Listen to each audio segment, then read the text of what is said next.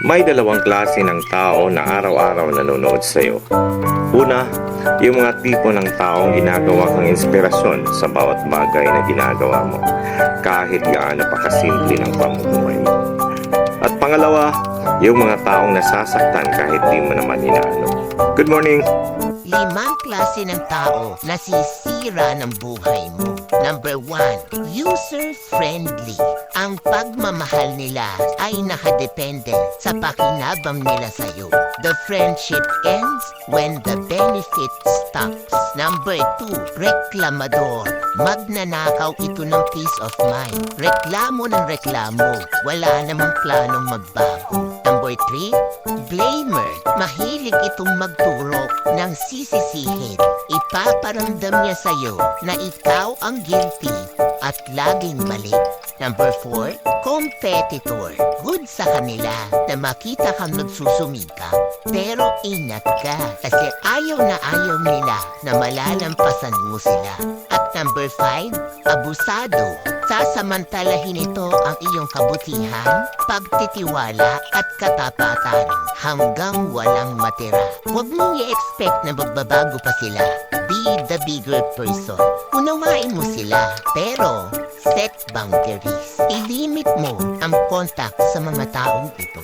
Alin dito sa 5 ang nakasama mo? Isipin mo to.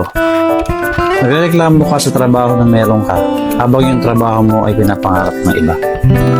Minsan naiinis ka sa anak mo sobrang kulit, pero yung iba nangarap na magkaroon ng anak.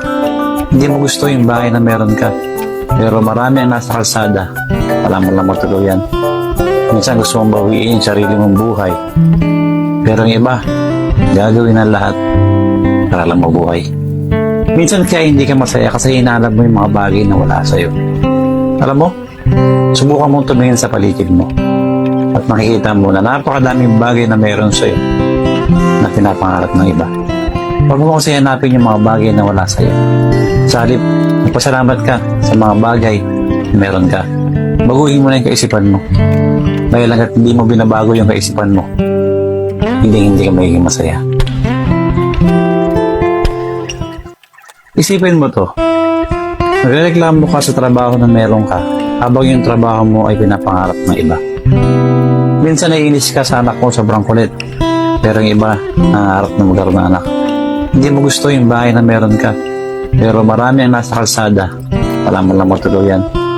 Minsan gusto mong bawiin yung sarili mong buhay, pero yung iba gagawin ang lahat para lang mabuhay. Minsan kaya hindi ka masaya kasi hinahanap mo yung mga bagay na wala sa'yo.